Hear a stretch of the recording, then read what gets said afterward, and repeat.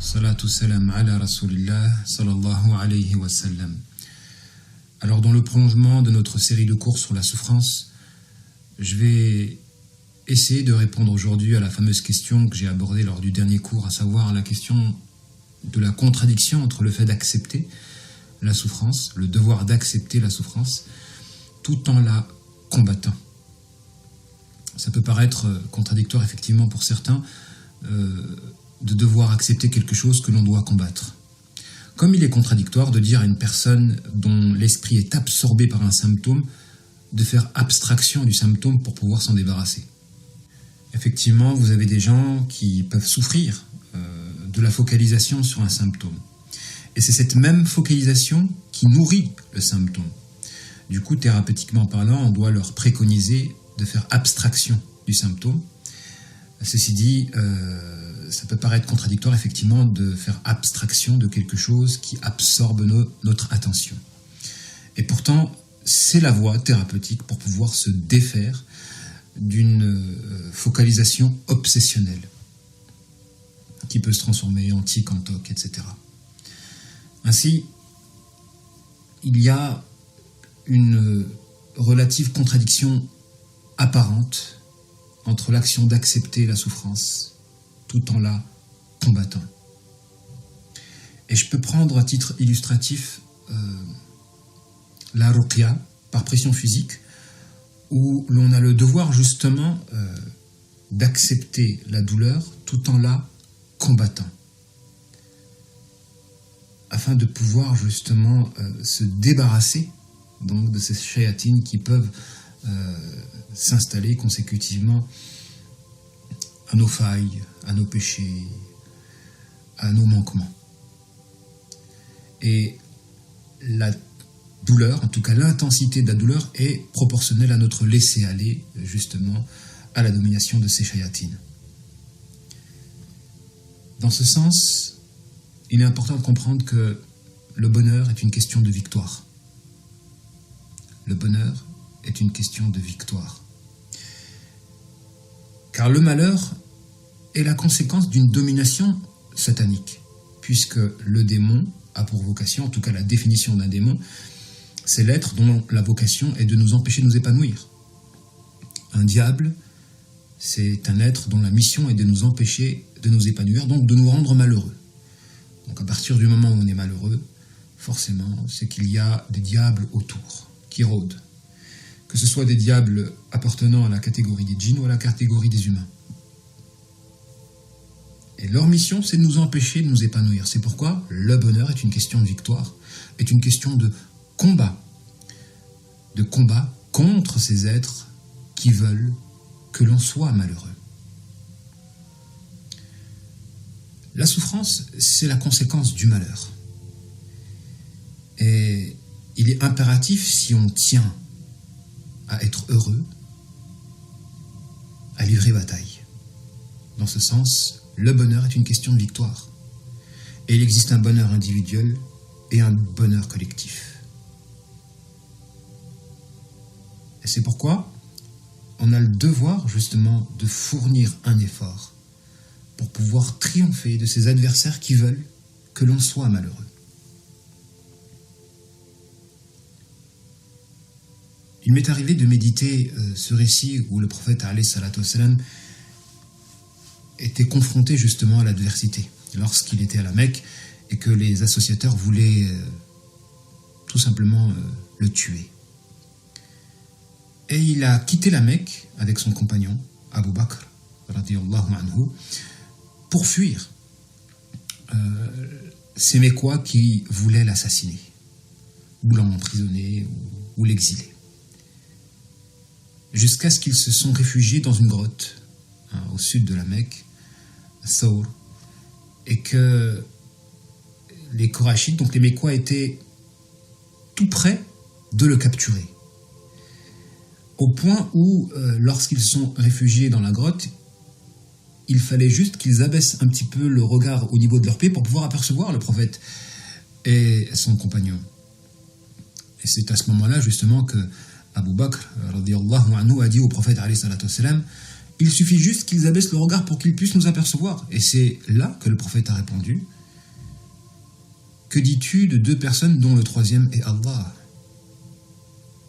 Que dis-tu de deux personnes dont le troisième est Allah?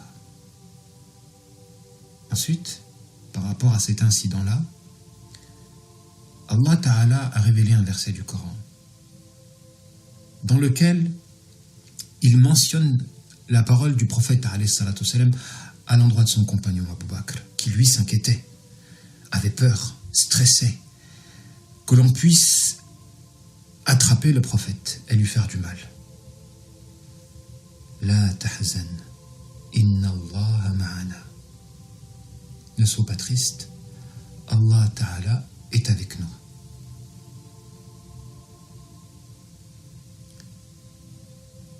Ce que je remarque de ce récit, en tout cas les enseignements que je tire de ce récit,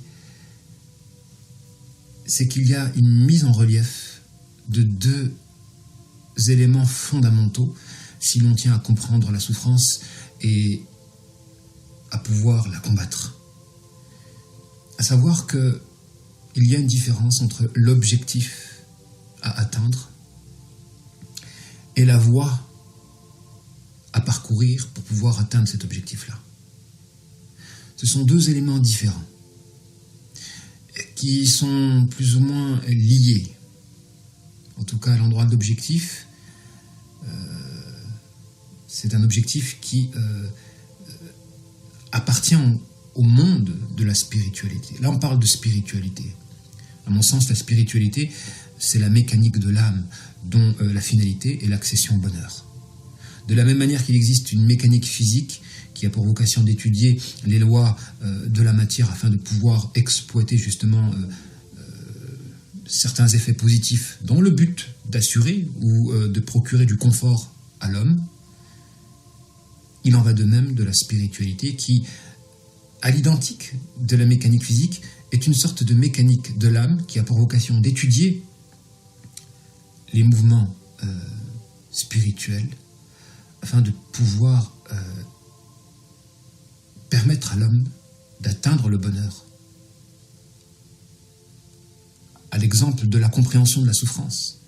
Lorsque l'on comprend le mécanisme de la souffrance et que l'on œuvre justement à pouvoir l'éradiquer, on garantit de ce fait l'accession au bonheur. Ainsi, il est important de mettre en relief la différence qu'il y a entre l'objectif à atteindre et le chemin à parcourir. Parce que on peut se poser la question, si le prophète alayhi salatu wassalam était si serein d'être victorieux, la tahzan, inna Allah ma'ana, il était serein. Allah Ta'ala dit ensuite, فَأَنزَلَ اللَّهُ سَكِنَتَهُ عَلَيْهِ وَأَيَّدَهُ بِجُنُودٍ لَمْ تَرَوْهَا. Il a fait ensuite descendre sur lui sa sérénité, sa tranquillité, et l'a soutenu par des soldats que l'on ne pouvait pas apercevoir, invisibles. Donc le prophète était serein à l'endroit de la délivrance, à l'endroit du fait qu'il allait s'en sortir.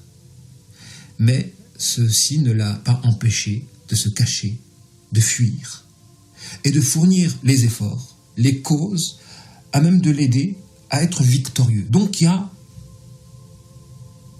deux éléments à mettre en relief ici. L'objectif est une chose, et la voie pour atteindre cet objectif, c'est autre chose. Et à l'endroit de l'objectif, c'est là où on doit faire l'effort spirituel de garder un tact le fait que la fin heureuse sera pour les pieux. Al-aqibatu lil muttaqin. Que l'on ne doit jamais désespérer de la miséricorde d'Allah Ta'ala.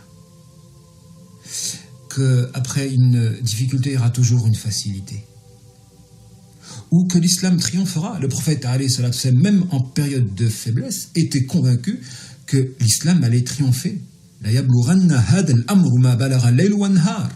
Il a dit cette affaire va atteindre toute la surface de la terre, autant que la lumière du jour et de la nuit atteint toutes les surfaces de la planète.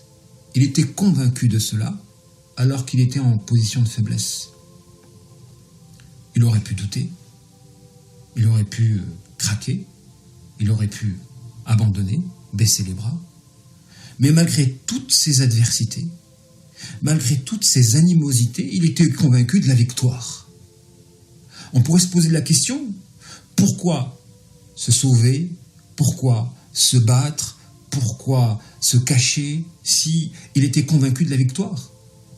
C'est justement là qu'il faut comprendre qu'il y a un fossé entre l'objectif et le chemin à parcourir pour pouvoir atteindre cet objectif. Ce sont deux choses différentes. Et on a le devoir, spirituellement parlant, de maintenir intact cet objectif. Parce que, malheureusement, la souffrance, elle a tendance à nous faire désespérer. Elle a tendance à développer une mauvaise image, à nous pousser à développer une mauvaise image d'Allah Ta'ala. D'ailleurs, le désespoir est synonyme de la mauvaise opinion à l'endroit d'Allah Ta'ala. Parce qu'une personne qui désespère, c'est comme s'il limitait la miséricorde d'Allah Ta'ala. Or, rien ne peut limiter la miséricorde d'Allah Ta'ala. Ainsi, quand on n'arrive pas à atteindre un objectif, des conséquences de l'intensité de notre douleur, on risque de tomber dans le piège de déformer notre objectif. De le déformer, de le rendre lointain, inaccessible, et de la sorte de construire notre propre malheur. À la base, toute personne peut réussir, toute personne peut devenir victorieuse, à la condition qu'elle maintient constante le caractère intact de son objectif. Surtout si, d'un point de vue de la révélation, victoire sera accordée à celui qui patiente. Et victoire sera accordée, donc, consécutivement, à l'islam, avec ou sans nous, avec notre participation ou sans nous. Ceci étant, malheureusement, les êtres humains ont tendance à déformer leur objectif des conséquences de la souffrance. Et à ce niveau-là, il y a un effort spirituel à fournir. Et c'est pourquoi ce récit de la grotte où, épris d'une angoisse, d'un stress,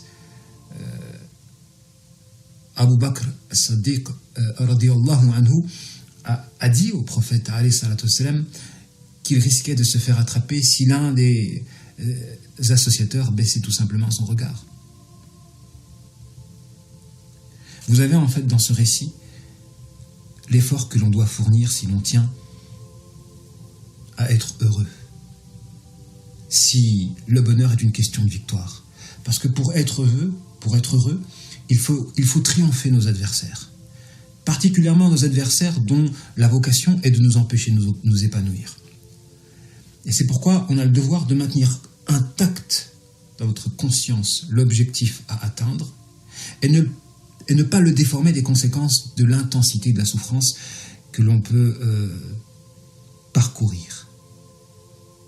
Car effectivement, Allah Ta'ala est le créateur des cieux et de la terre. Et à partir du moment où il crée un espace, se construit entre l'être et son objectif.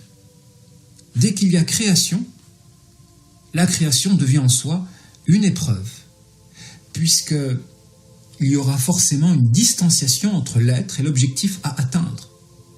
Il n'y a que Allah Ta'ala où la cause et l'effet s'identifient en une seule et même chose. Il a juste à dire soit et une chose est, kun fayakun. Il n'y a que pour Allah Ta'ala où la cause et l'effet ne sont qu'une seule et même chose.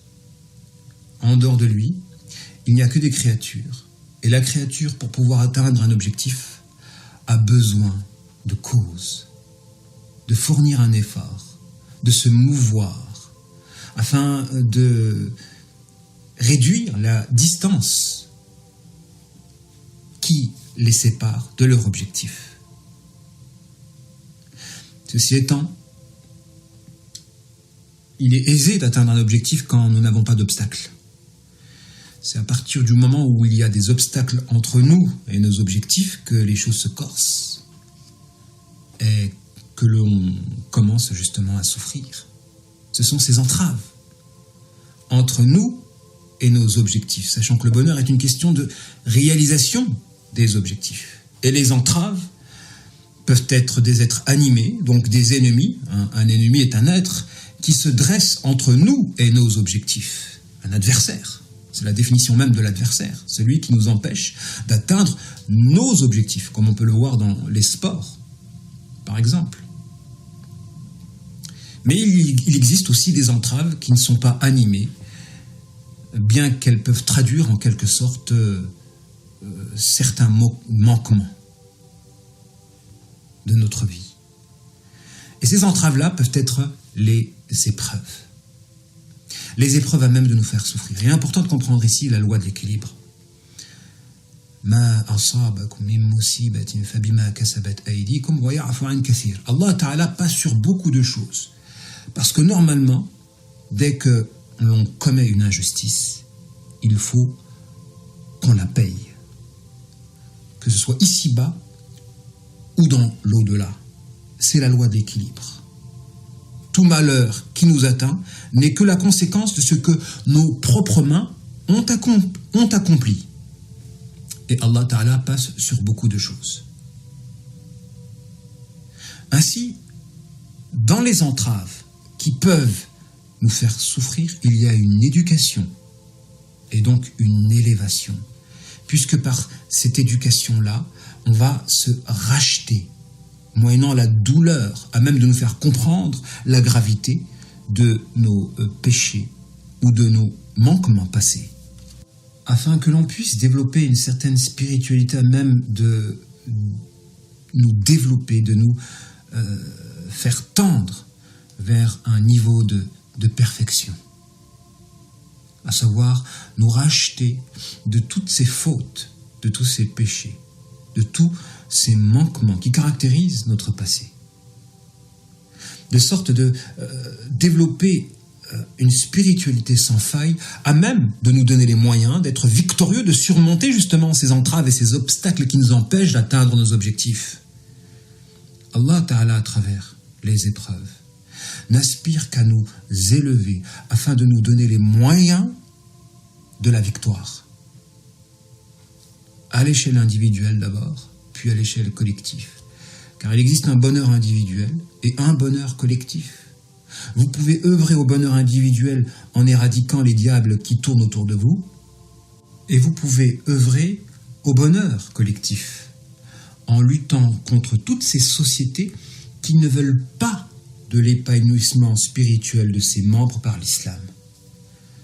Et c'est l'époque que nous traversons à l'heure d'aujourd'hui où la majorité des sociétés existantes ne veulent pas du développement de l'islam chez leurs citoyens. D'où la nécessité d'œuvrer à deux victoires. Une victoire individuelle, mais cette dernière n'est pas suffisante, car vous pouvez vous développer spirituellement tout en étant agressé par les ondes négatives du décor. Dans ce sens, il est fondamental de comprendre la nécessité d'œuvrer à vaincre ces souffrances pour pouvoir atteindre le bonheur. Et ceci n'est pas possible sans l'action de les accepter de prime abord. Parce qu'en fait, celui qui n'accepte pas la souffrance, c'est quelqu'un qui se refuse à être un serviteur d'Allah Ta'ala. Puisque, à travers la souffrance, il y a l'action d'accepter le fait que les choses ne vont pas se passer comme on a envie qu'elles se passent. Et ceci, c'est une manière d'exprimer sa servitude à l'endroit d'Allah Ta'ala. Puisque la servitude consiste à se soumettre, à obéir, à adorer notre Créateur. Et l'adoration d'un Créateur implique de mettre la volonté de notre Créateur avant la nôtre. Dès que notre ego passe avant on n'adore plus, on adore simplement notre ego. Et on vit une époque, malheureusement, où il y a de plus en plus de personnes qui se refusent à souffrir, qui n'acceptent pas la souffrance. Et comment ça se traduit, le fait de ne pas accepter la souffrance? De 3 choses l'une.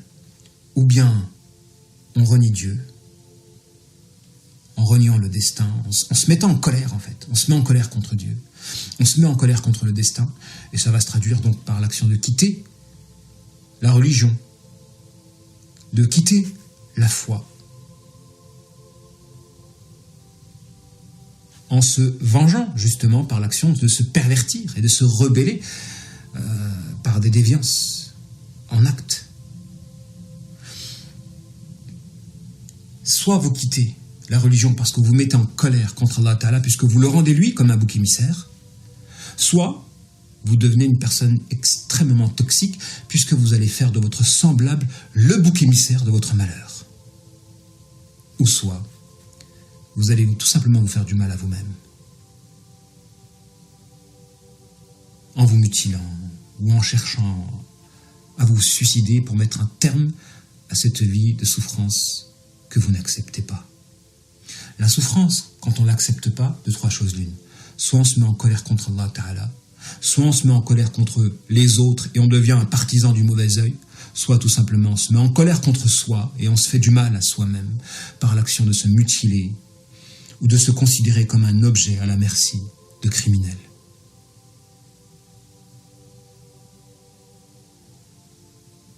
Accepter la souffrance, c'est la première étape qui nous mène vers la patience. Et la patience est indissociable de la victoire. Pour être victorieux, on a besoin de patienter. Et c'est pourquoi le Cheikh Al-Uthaymin rahmatullah alayhi disait qu'il y a 4 degrés à l'endroit de l'épreuve. Le premier des degrés, c'est la colère. Celui qui se met en colère parce qu'il n'accepte pas la souffrance tellement il s'adore lui-même. Il se refuse à souffrir. Et ceci annule la servitude. Or, on a besoin, pour pouvoir combattre la souffrance, de l'accepter d'abord. Parce qu'on ne pourra combattre la souffrance qu'à travers notre statut de serviteur d'Allah Ta'ala. Toute personne qui n'accepte pas la souffrance a déjà échoué. Donc il ne peut pas combattre. La première des étapes à vérifier si l'on tient à triompher de la souffrance, c'est de l'accepter. Et donc dans ce sens, le Cheikh Al-Uthaymin dit qu'il y a 4 degrés à l'endroit des épreuves. Le premier des degrés, c'est celui qui se met en colère. Donc c'est celui de la personne qui n'accepte pas la souffrance et qui se met en colère contre Allah Ta'ala. Et reviendra vers lui la colère. Le second des degrés, c'est celui qui patiente tout en étant contrarié intérieurement. Et on est énormément à faire partie de cette catégorie-là. La catégorie de ceux qui patientent l'épreuve, mais intérieurement, ils sont contrariés, ils brûlent, ils souffrent. Le troisième des degrés, c'est la catégorie de ceux qui acceptent l'épreuve. C'est-à-dire qu'ils se sont libérés d'un certain déni et ils acceptent l'épreuve. Donc il n'y a plus de souffrance à l'intérieur. Ils patientent tout en acceptant l'épreuve, en se libérant d'un déni. Et le quatrième des degrés, c'est le shukr. Remercier Allah Ta'ala pour l'épreuve. Mais c'est vrai que cette station n'est possible qu'à la condition que les bienfaits l'emportent sur les méfaits. Pour pouvoir remercier Allah Ta'ala d'une épreuve, on doit goûter au fait que les avantages l'emportent sur les inconvénients. Donc il faut être convaincu de l'objectif final, positif. Que l'épreuve, l'entrave qui a provoqué de la souffrance n'était qu'une éducation à même de nous améliorer pour nous permettre d'atteindre plus facilement notre objectif, à savoir le bonheur. Et c'est pourquoi, en réalité, il est fondamental de comprendre la dualité qu'il doit exister entre les entraves qui nous empêchent d'atteindre nos objectifs et la manière justement de gérer ces entraves-là, ces obstacles-là. Parce que si on est convaincu que derrière l'action de surmonter ces entraves-là, ces obstacles-là, ces embûches, il y a l'accession au bonheur qui est inévitable, eh bien, on ne va pas s'engouffrer dans l'épreuve.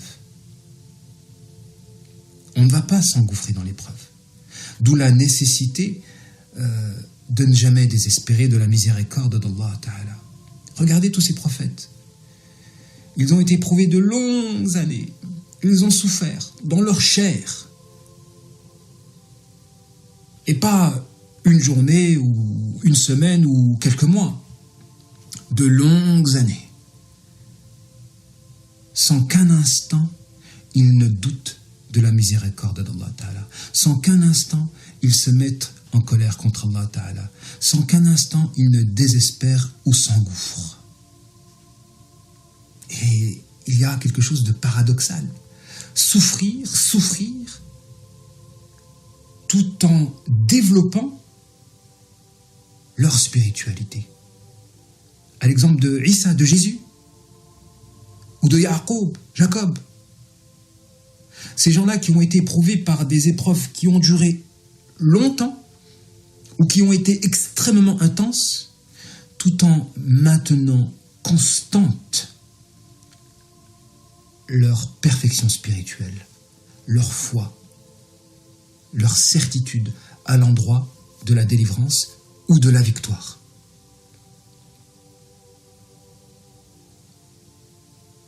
Et c'est ce qu'on a besoin de comprendre.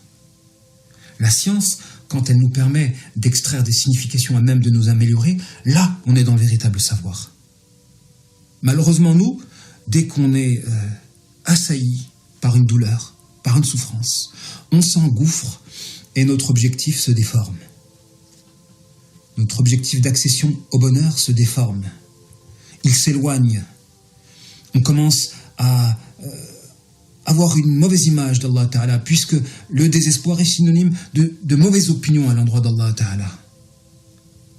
Et on construit consécutivement nos propres malheurs, les conséquences de notre désespoir et de notre engouffrement à ne pas vouloir se battre.